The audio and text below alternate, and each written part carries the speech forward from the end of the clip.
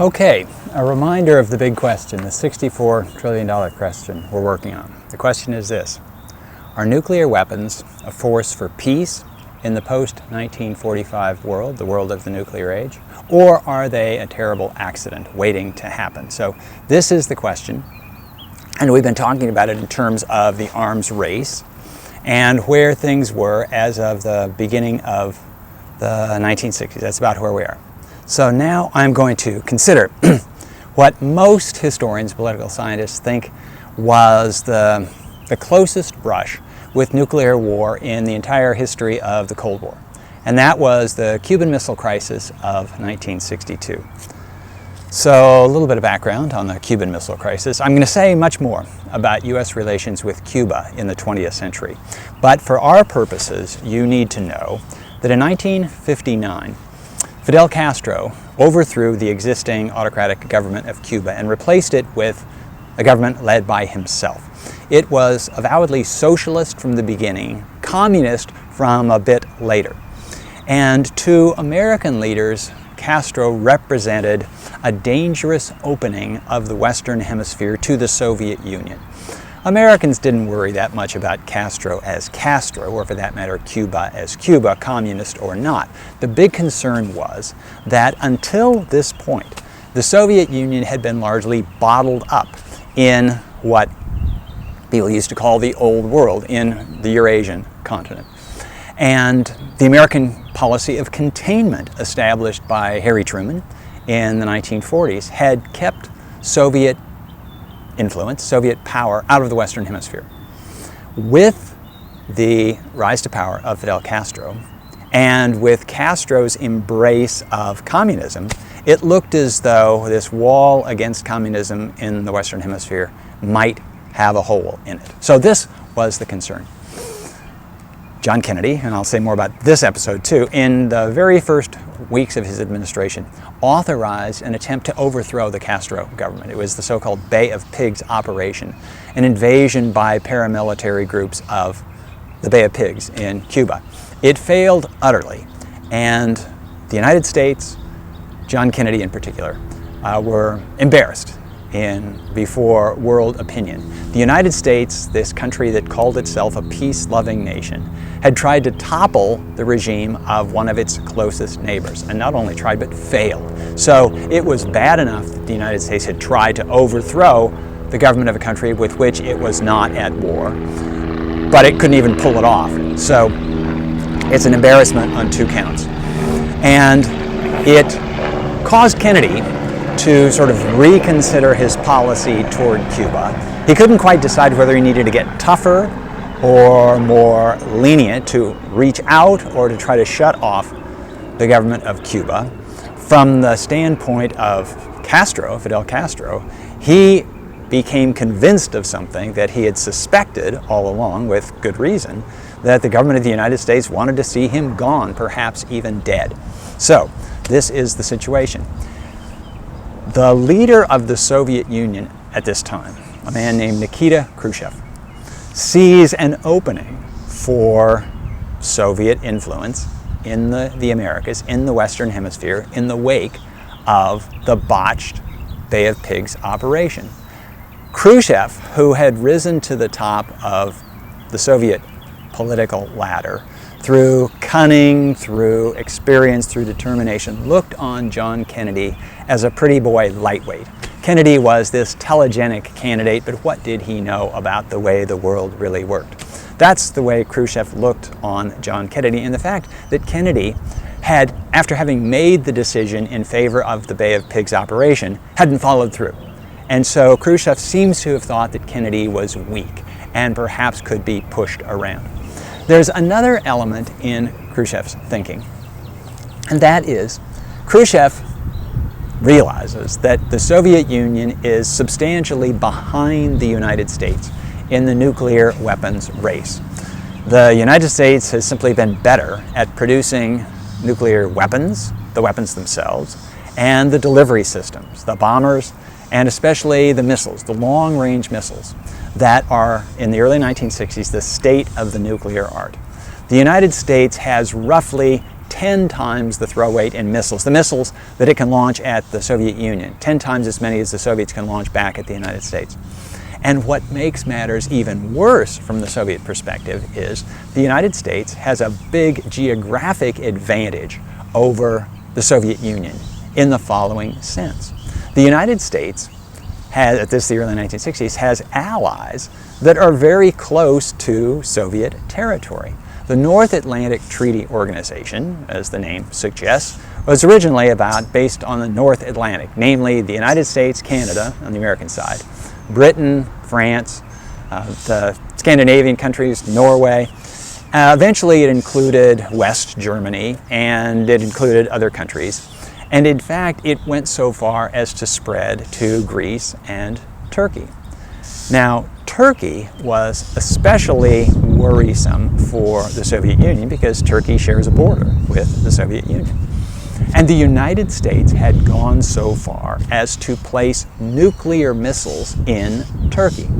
Now, the reason this is important, the reason this was worrisome for Khrushchev is that while Soviet missiles based in the Soviet Union could target American cities, the American capital, it would take them half an hour, 35, 40 minutes to get there.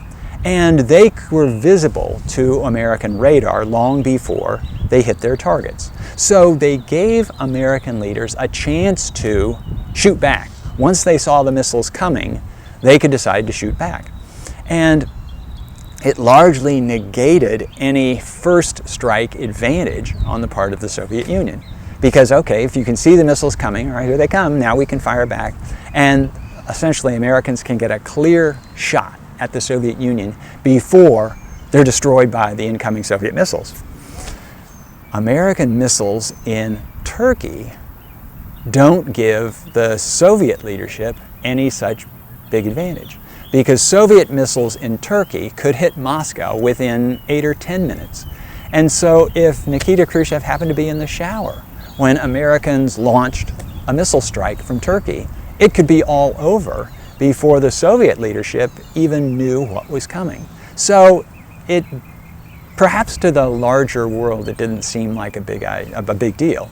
But to the leadership, to the people under the gun, this extra 20 minutes, extra 30 minutes was huge. Anyway, so what Khrushchev wanted to do was to somehow offset this American advantage in having missiles in Turkey, where the Soviet Union had nothing comparable anywhere close to the United States. And secondly, to take advantage of what Khrushchev considered to be Kennedy's weakness. Oh, there's another element too, and it gets more complicated, but I'll just mention it here. By the 1960s, the alliance between the Soviet Union, the first communist power in the world, and China, communist China, the largest, most populous communist power in the world, was fraying. When China went communist in the late 1940s, Mao Zedong, leader of the Chinese Communist Party and of China, they were willing to defer to Joseph Stalin as the senior communist in the world. He was a veteran of the original Russian Revolution, the Bolshevik Revolution, that brought communism to power in any major country. And so Mao Zedong was willing for a while to take second place to Stalin. But Stalin died in 1953. And the leadership that came to power after Stalin, finally culminating in Nikita Khrushchev, didn't impress Mao at all. And so the Chinese were starting to assert their leadership of the world communist revolution. And they were criticizing Khrushchev and the Soviet leadership for not being active enough in support of world revolution. Now, Khrushchev and the Soviet leaders, they still said they were in favor of the world communist revolution, but they had become something of a status quo power, and they didn't want to antagonize the United States more than necessary, because they knew that it was the Soviet Union and not China that was in the crosshairs of America's nuclear arsenal. So by the 1960s, the United States and the Soviet Union had become they were often spoken of as the two superpowers. as though they were comparable. They were comparable in some ways. The United States was much more powerful than the Soviet Union, but the Soviet Union had this nuclear arsenal, and the big nuclear arsenal, and therefore had to be taken seriously. Anyway, so Khrushchev is trying to blunt the Chinese criticism of the Soviets not backing revolutionaries around the world. From this combination of reasons, Khrushchev decides to steal a march on Kennedy and to sneak Soviet nuclear missiles into Cuba. He does it under disguise, and so the missiles are sent in parts, and the personnel who are going to construct the missile bases are sent under cover of civilian operatives. And this is all done with the greatest secrecy, because there is an understandable concern that should the United States see what's going on, the United States might take action to preempt, to stop this from happening. Khrushchev believed that if he could get the missiles in and operational, then Kennedy wouldn't dare. Because if Kennedy decides, for example, to invade Cuba, then Khrushchev could simply launch the missiles from Cuba, the nuclear missiles from Cuba, and they could take out Washington or New York within a matter of about 8 minutes, in a comparable time to the American missiles in Turkey. So that's the whole idea. So the scheme is to put Soviet missiles in Cuba, do it in secret. Castro was willing to go along with this because Castro feared that after the Americans had failed at the Bay of Pigs with a covert sort of second-hand operation, they might come back with a regular invasion and simply send in the Marines and overthrow his regime that way. But Castro figured they won't dare to do so if there are missiles here, because the Soviet Union then will use the missiles to launch an attack on the United States, and therefore the United States won't do it. Anyway, so this is the origin of the Soviet decision and the Cuban decision to have Soviet missiles placed in Cuba. The missiles start going in. Now, the United States had spies within Cuba, and there were people in Cuba who didn't particularly like Castro, and they would leak out information. And in any event, in a modern world, it's really hard to keep secrets. In fact, big secrets like this, where there are a lot of Soviet people running around in the Soviet Union, in Cuba, doing stuff. Nobody knows what they're doing. They're out in the countryside, and there's earth-moving equipment, and there are these big, bulky things that look kind of long and cylindrical, like they might be missiles going through these new roads out into countryside areas. Oh, and there are big fences around here where nobody can go in. So it's really clear to people in Cuba that something is going on, and all these people who are speaking Russian, so the Russians must have something to do with this. So the United States starts conducting reconnaissance operations, and there, as I say, there are Americans who have connections in Cuba, and so they're telling them there's lots of buzz going on. So the United States begins overflights of Cuba to see what is going on. And the overflights with U-2 spy planes in particular take pictures of this. And they're flying high enough that the Soviets can't easily shoot them down, and they deliver this photographic evidence that there are these missile sites going in. Now, you had to be a specialist in the field of photo reconnaissance and photographic intelligence to be able to look at these photos and say, oh yeah, that's a missile site that's being constructed. But they had a characteristic footprint, and you could see where the excavations were, and you could imagine, okay, these are where the missiles are going to be placed, and these are the support buildings, and so on. So it was pretty clear to American intelligence analysts that this is exactly what was going on. It was clear enough to them that they went to the president, John Kennedy, and said, the Soviets are putting missiles in Cuba. The one thing they didn't know was how close the missile sites were to being operational. And they didn't know, are all the pieces there, or are there more pieces yet to come? And the critical thing was, are the nuclear warheads there? So it's something that Kennedy wanted to know, but he didn't know. And there were more overflights, but they could only tell him so much. So Kennedy has to make a decision. Suppose you're John Kennedy. What are you going to do? What are you going to do about this? Well, the first thing that you do is to convene your top advisors. And you get them all together. You get your top civilian officials having to do with foreign policy, defense, strategy, this kind of thing. You get your top military brass together. You get your political advisors. You get your personal advisors. You get everybody together. So Kennedy formed this group called the Executive Committee. And for shorthand, it called itself XCOM. And they get together and they think all this through. So what are our options? This is what Kennedy says. Okay, guys, what are the options here? And various options are put on the table, supported by different people. So Kennedy's military advisors, the Joint Chiefs of Staff, they're in favor of a military response. This isn't surprising when you're, as they say, to a guy with a hammer, everything looks like a nail. So if you're military folks, you tend to think in terms of military solutions. And the military solutions took basically one of two forms.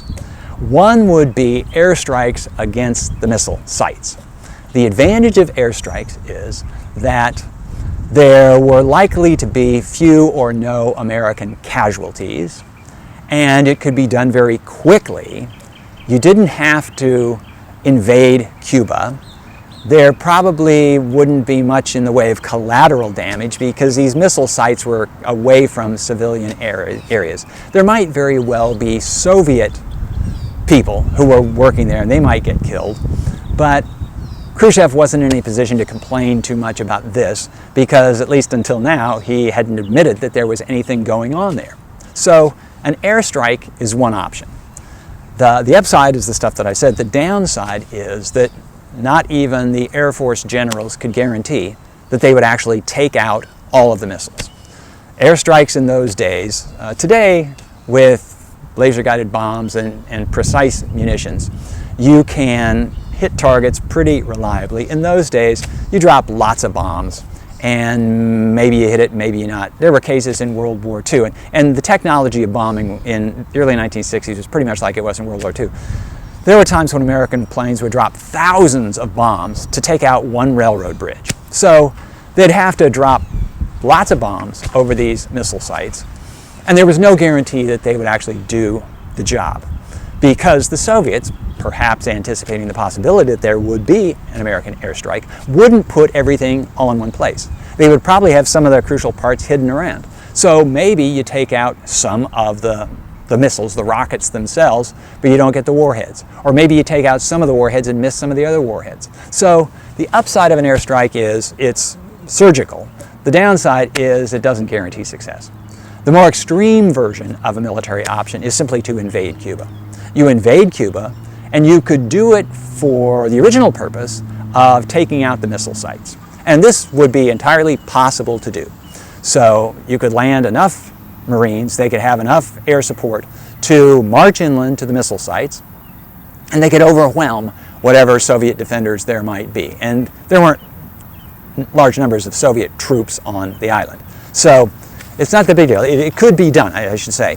From a military standpoint, it wasn't that big a deal.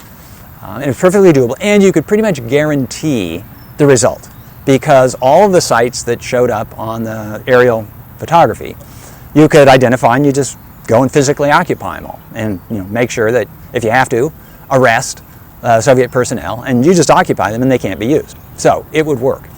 The downside, well, there are a couple of downsides. One is that, well, the first one, the one that most bothered Kennedy was this is an act of war.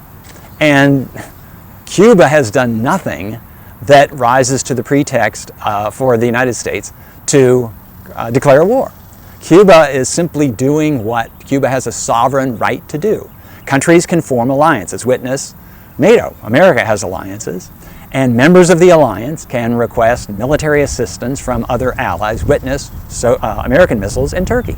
So this would be, in the eyes of the world, an unprovoked attack by the United States, by this great big powerful country, on this weak neighbor. The kind of thing that Castro had been saying the Americans were gonna do. And so it would be making a profit out of Castro. So, and there would be American casualties, for sure. And there would be Cuban casualties, for sure. And this might require a Soviet response. An airstrike might too, but an airstrike could just be boom, and get it over with in a matter of minutes or hours at the most. And then it's done, before the Soviets really had to think about it a lot. But an invasion of a Soviet ally by the United States, the Soviets would have to respond. And the United States American leaders didn't want this to provoke a nuclear war. So these are one option is an airstrike, another is an invasion. A third option, which is sort of military, is a blockade. So on the thinking that all the parts are not there, the United States could just blockade any Soviet ships from approaching Cuba. And then, so that they won't be able to finish the job. This was the thinking. Now, the downside of this is, well, the upside is that nobody gets killed. At least, at first, nobody gets killed. It can be done peacefully. So that's an upside. Another upside is that if it doesn't work, you can always escalate to airstrike and then to invasion if necessary. The downside is it has a lot of the downside of either the others in terms of international law and diplomacy, because a blockade is an act of war. And a country that gets blockade can say, we've been attacked, because in essence they have. And the United States would never stand for somebody blockading American ports, so the Cubans would have grounds for saying we've been attacked by the United States and call in Soviet help. So that's a downside. Another downside is, well, what if all the parts are already there? What if the warheads are already there? Then we're just blockading to no good purpose. So Kennedy thinks all of this through. Oh, one last thing. And this was actually proposed by some of Kennedy's advisors. We essentially do nothing.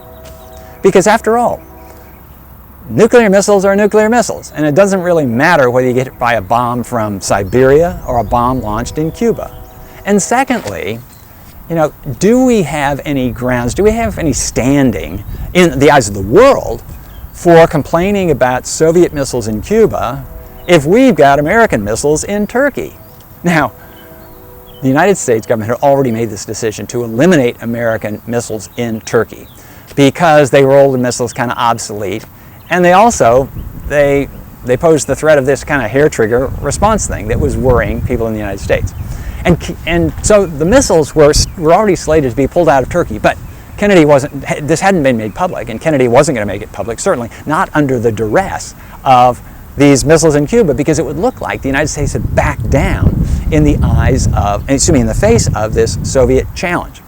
So these are the options in front of Kennedy. So the last one is do nothing, and just missiles are missiles, and we can live with this. So Kennedy decides we're not going to do nothing. He decides I'm not going to invade Cuba, he and his brother Bobby Kennedy Bobby Kennedy was Attorney General, and Bobby Kennedy was the one who said to Kennedy, and Kennedy agreed with this, that we don't want to be the Japan of the early 1960s. We don't want to launch a Pearl Harbor, a sneak attack on a country with which we are not at war. So he rules out an invasion, and he rules out an airstrike. At least he rules all these out as first responses. His first response is to choose the blockade, except he calls it a quarantine because he knows that blockade, that term, has particular meanings in this context, and it would be seen as an act of war. Quarantine is effectively the same thing, but he's just not going to call it that. But here's the thing.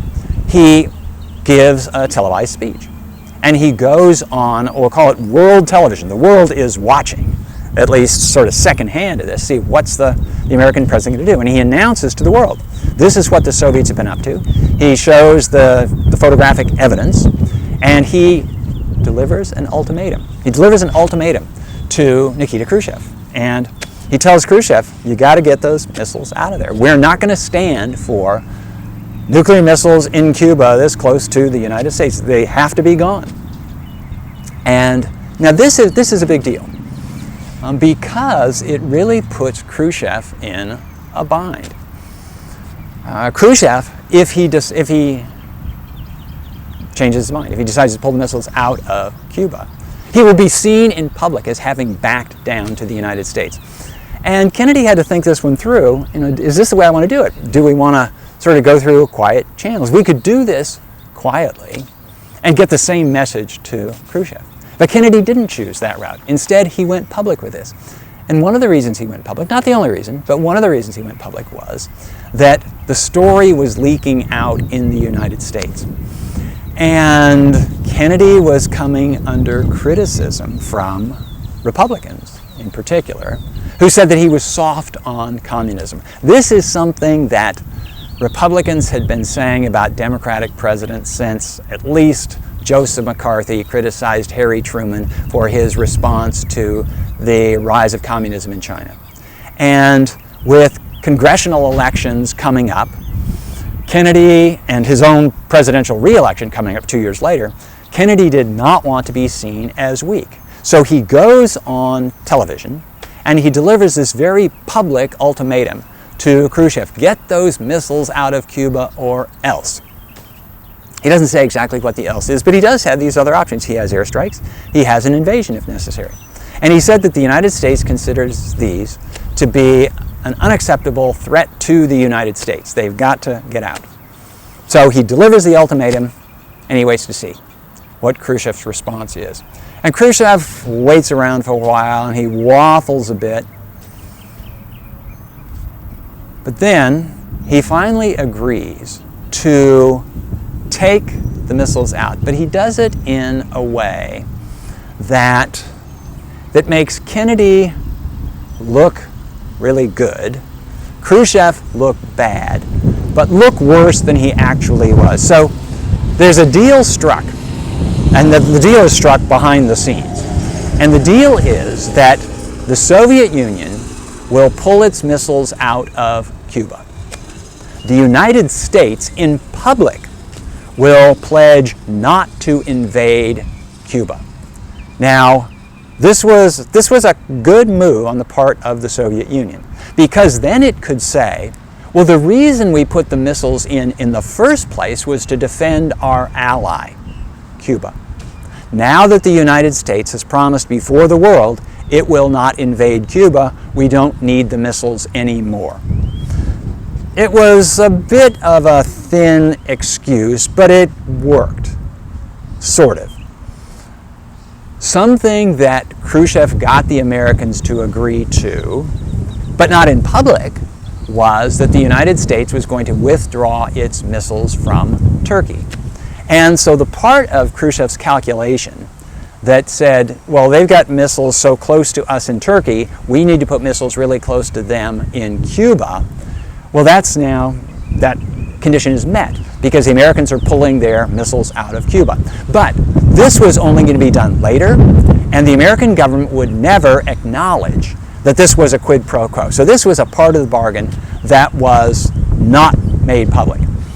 And if the Soviet government ever said that it was, the United States government would simply deny. No, this was a decision we made on our own because of the obsolescence in the missiles in Turkey and so on. So this is a decision that has nothing to do with the missiles in Cuba. This was the American story. And so the deal was done.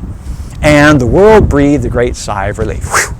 Because for a while it looked as though, with Kennedy giving this ultimatum, and the ultimatum included a statement that any launch of missiles against the United States from Cuba, on the possibility that the Cuban missiles were already operational, Kennedy said, would be considered an attack on the United States by the Soviet Union and would be met with a full retaliatory response. Okay? So never before, and in fact never after, has an American president so clearly threatened nuclear war against the Soviet Union. So this was the end of the Cuban Missile Crisis.